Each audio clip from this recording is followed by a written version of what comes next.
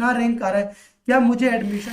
Video में एक बहुत इंपॉर्टेंट वीडियो। तो फाइनली आपका एम्स पैरामेडिकल का जो रिजल्ट है वो आउट हो चुका है, एक मेरिट लिस्ट आपका आ चुका है। अब आपके दिमाग में होगा सर मेरा इतना रैंक आ रहा है, क्या मुझे एडमिशन मिलेगा, क्या मुझे कोई ना कोई पैरामेडिकल के कोर्स के अंदर में एडमिशन मिलेगा नहीं मिलेगा। तो ये आपको जो दिख रहा है ये आपका ऑफिशियल वेबसाइट है emsexams.ac.in। इसी वेबसाइट के अंदर में आपका काउंसलिंग प्रोसेस सब कुछ इस वेबसाइट के अंदर में होगा, आपको कहीं कुछ जाने का जरूरत नहीं है। आपने देखा रिजल्ट ऑफ, जो कि आपको यहाँ पे साइड में अच्छे से दिख रहा होगा, result of AIIMS BSc for allied and health care, ठीक है ना। बीएससी पैरामेडिकल के लिए जो रिजल्ट है वो आ चुका है, इसको अपन डाउनलोड करते हैं। डाउनलोड करने के बाद में आपको कुछ ऐसा आपको एक पीडीएफ दिखेगा। देखो एक चीज मैं आपको अच्छे से क्लियर कर देता हूँ, एक चीज का ध्यान रखना। देखो अगर जिन स्टूडेंट का, ठीक है ना, जिन स्टूडेंट का इस पीडीएफ के अंदर में जो नाम है इसको बोलते हैं मेरिट लिस्ट बोलते हैं, ठीक है ना। अगर इस मेरिट लिस्ट के अंदर में नाम है वही स्टूडेंट ओनली, ठीक है ना, इस चीज का ध्यान रखना, ओनली वही स्टूडेंट पैरामेडिकल की काउंसलिंग के लिए एलिजिबल है, ठीक है ना। पैरामेडिकल की काउंसलिंग के लिए एलिजिबल है। अगर आपका इसके अंदर में नाम नहीं है तो आप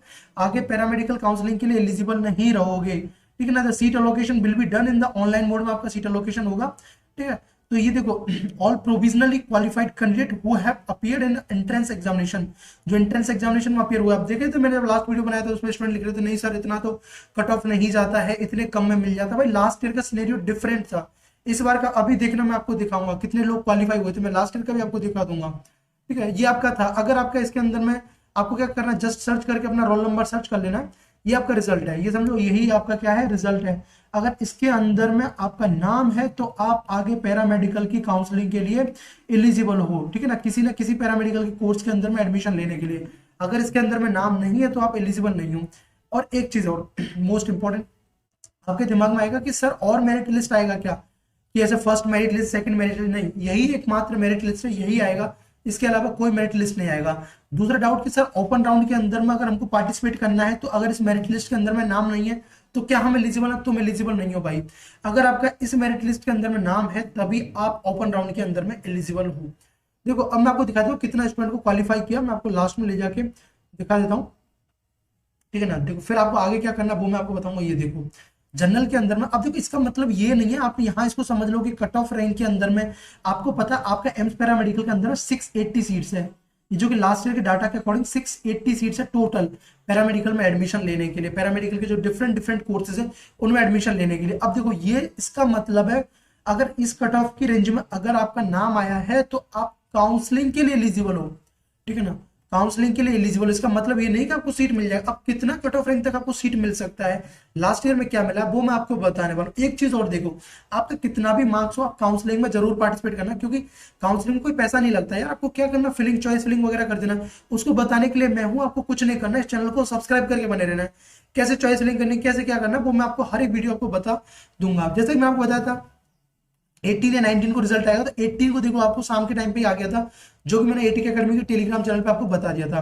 देखो जनरल के लिए देखो 6398 रैंक तक को क्वालिफाई किया है। पीडब्ल्यूडी में देखो ये देखो ईडब्ल्यूएस के लिए आप देखिए, और आपका ओबीसी के लिए 8610। आप देखिएगा मैं लास्ट ईयर का दिखाऊंगा इसमें, क्योंकि यार अब की बार भाई लोगों में कंपटीशन बढ़ गया है, जो 50% मार्क्स में लाने वाले इतने सारे लोग हो गए, ठीक है, तो क्यों नहीं बढ़ेगा चीजें, ठीक है। अब देखो मैं आपको लेके चलता हूँ, अब आपको मैं चीजें बताता हूँ, सुनो आपको अभी क्या होने वाला है, तो सुनो अब मैं आपको category wise cut off rank क्या रहने वाला है। अगर इतना आपका रैंक आ रहा है तो आप आगे एलिजिबल हो। अब आपको नेक्स्ट स्टेप क्या करना है, उससे पहले आप देखो ये हमारा एटिक एकेडमी का टेलीग्राम चैनल है, इसको ज्वाइन कर लेना। देखो इस पर आपको मैं MCC counselling, NEET counselling, nursing, जितने भी मेडिकल के रिगार्डिंग काउंसलिंग वगैरह सब अपडेट है वो आपको यहाँ पे मिल जाती है। ये आपका ऑफिशियल वेबसाइट है जिसपे आपका काउंसलिंग प्रोसेस होगा। ये देखो ये है लास्ट ईयर का सीट अलॉटमेंट, देखो सॉरी लास्ट ईयर के जो काउंसलिंग के लिए एलिजिबल थे, देखो इतने ही स्टूडेंट को ओनली। और ये जितने स्टूडेंट जिनको ने क्वालिफाई किया था लास्ट ईयर, जिनको क्वालिफाई उन सबको सीट भी मिल गया था, सबको लास्ट तक सीट मिल गया था। देखो rank eligible for candidate for first round of seat allocation, देख लो लास्ट ईयर जब आपको दिखाऊंगा कितने रैंक तक मिला है वो भी आपको मैं दिखा दूंगा, फर्स्ट राउंड का भी दिखा दूंगा, सेकंड राउंड का भी दिखा दूंगा, ओपन राउंड का भी दिखा दूंगा। ये देखो ईडब्ल्यूएस के अंदर में देखो 1300, और आपको जो रैंक है ना यही रैंक रहता है। आप इसको कट ऑफ रैंक की मान लीजिए, अगर ये इसको ना कट ऑफ रैंक है तो लास्ट ईयर का वैसे आपका इतने स्टूडेंट एलिजिबल थे और लास्ट कट ऑफ भी इतना ही गया लास्ट तक जो कोर्सेज के लिए, ठीक है ना। आप ये देख लीजिए ये 1370 हुआ, 1364 आपका ईडब्ल्यूएस के लिए हुआ, देखो 2144 ये हुआ, ठीक है ना।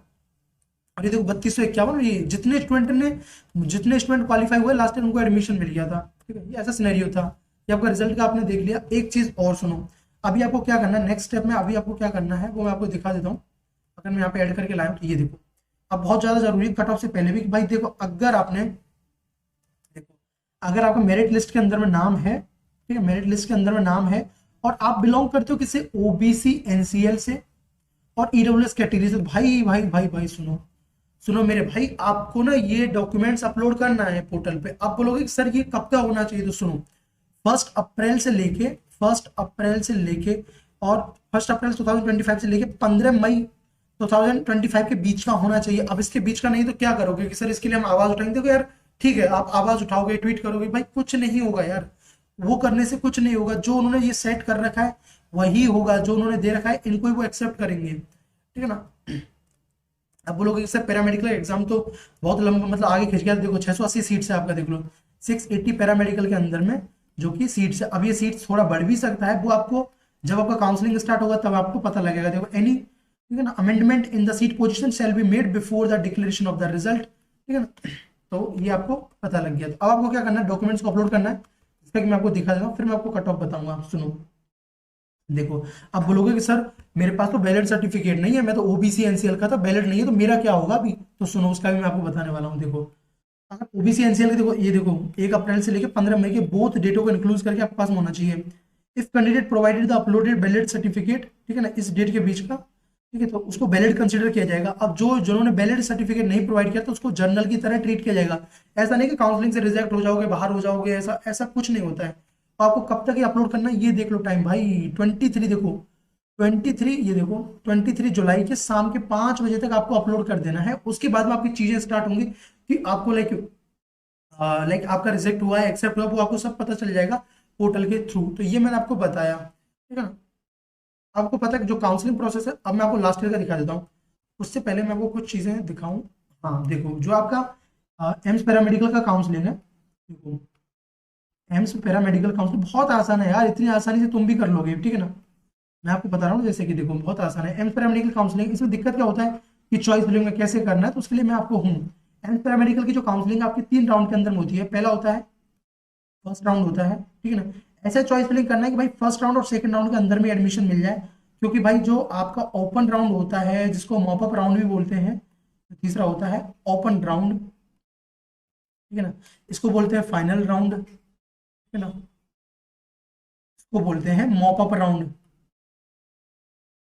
जैसे आपने नीट के अंदर में एमसीसी काउंसलिंग कराया होगा ना, तो उसके बाद जो लास्ट वाला होता है उसको स्ट्रे वैकेंसी राउंड बोलते हैं, तो वही राउंड है।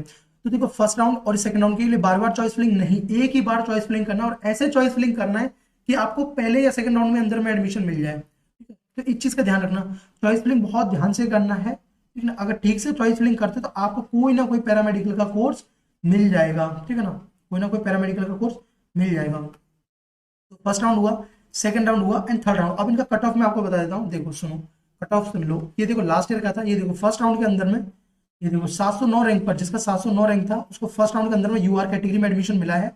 ओबीसी कैटेगरी में देखो 933, ये लास्ट ईयर का फर्स्ट राउंड का कट ऑफ है, देख लो। अब मैं इस बार का भी आपको बता दूंगा। ये देखो एससी के लिए देखो 2726 रैंक तक मिला है, एसटी के लिए देखो 3215, मैंने दिखाया था ना, उतना क्वालिफाई की उनको भी एडमिशन मिल गया यार।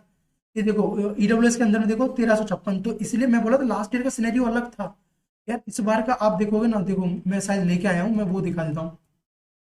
ये देखो लास्ट ईयर आप देखना कितने से कम लोगों को, इस बार देखो जहां आपको 1300 के अराउंड लोगों को क्वालिफाई किया लास्ट ईयर, वहां देखो 6 टाइम से ज्यादा स्टूडेंट है यहाँ पे, ठीक है ना। जनरल के अंदर में इतने को क्वालिफाई किया, ये देखो 11,000 रैंक तक, ये देखो इतने सारे तक। तो आप समझ पा रहे हो ना कंपटीशन भी। ये देखो देन उसके बाद में ये आपका हुआ। अब मैं बता दूं सेकंड राउंड के लिए, तो अगर आपका जनरल कैटेगरी के अंदर में है, ठीक है ना, तो 984 रैंक तक उनको मिला था। ओबीसी के अंदर में देखो 1164 रैंक तक मिला, और एसटी के अंदर में 3224, और ये देखो 3174 रैंक, और ये देखो ये। अब ये तो रहा, अब बोलोगे सर अब ऐसा बताइए सर इस बार कितना होना चाहिए, कितने तक हम पार्टिसिपेट कर। पहले तो ये सुन लो भाई, अपना भाई, अपना सीनियर, अपना मेंटर, जो भी आप मेरे को मानो, लेकिन एक बात मेरे सुन लेना, देखो इसके लिए कोई पैसा नहीं लग रहा है फिलिंग करने। अगर देखो जिसका ठीक ठाक आ रहा है, इस रेंज के बीच में आ रहा है, अब उसके दिमाग में बहुत सारे क्वेश्चन होते हैं कि सर मुझे पैसे की कोई दिक्कत नहीं, लेकिन अच्छा कोर्स मिल जाए, वो उन स्टूडेंट के लिए काउंसलिंग बहुत जरूरी होती है। लेकिन ऐसे जो बाउंड्री लाइन पर है तो उनके लिए मैं हूं बताने के लिए, ठीक है। आपको काउंसलिंग पार्टिसिपेट करना है बस, ठीक है। उसमें आपको कुछ नहीं करना, उसमें कोई पैसा नहीं देना होता है आपको पोर्टल के अंदर में, तो आपको जरूर फिल करना है। अब सुनो इस बार क्या जाने वाला है वो देखिए, मैं आपको दिखा देता हूँ। इस बार में आपका एक आपका जनरल कैटेगरी, ठीक है ना, ये आपका देखो ईडब्ल्यूएस, ओबीसी, एनसीएल हुआ, ठीक है ना, ये आपका एससी हुआ और ये एसटी हुआ भाई। अगर भाई ओबीसी, अगर आप जनरल कैटेगरी से हो, आपका 1500 रैंक तक भी आ रहा है, तो आप ओपन राउंड तक सीट अलॉटमेंट होने की उम्मीद रख सकते हो। अगर आपका सॉरी, अगर आप ओबीसी एनसीएल से, तो 1800 से 2000 रैंक तक भी आपका आता है, तो आप उम्मीद रख सकते हो। अगर अपन बात करें देखो ईडब्ल्यूएस के अंदर में, तो आपको 2500 रैंक तक भी आ रहा है, तो लास्ट तक चांसेस रहेगा कि आप ओपन राउंड तक भी जाओ, ठीक है ना। एस टी एस टी वालों को तो भाई सब राम भरोसे, एस सी एस टी वालों को सब राम भरोसे भाई, आपका जितना भी हो पार्टिसिपेट कर लेना। मैं बोलूंगा 5000 भी आ रहा है तो फिर भी पार्टिसिपेट कर लेना, 7000 5 से 7 इससे भी अबव भी आ रहा है ना, तब भी आपको पार्टिसिपेट करना है भाई, पार्टिसिपेट आपको करना है, काउंसलिंग नहीं छोड़ना है। इनमें 7000 तक भी आपका है तो आपको पार्टिसिपेट करना है, या इससे ज्यादा फिर भी करना है। इस बात को लिख लेना, कैसे भी समझ लेना, ठीक है। ये देखो ये आपका था, ये देख लो मिला था ना, ये देखो ये आप देख सकते हो, ये ओपन राउंड का था, क्योंकि आपको ओपन राउंड का ऐसे कुछ अलग से नहीं आया था, तो ये मैं आपको क्रॉप करके जो लगाया हुआ है, ये देख लो। एससी वालों को ये देखो, जितने लास्ट थे, लास्ट में जितने थे उन सबको मिल गया था।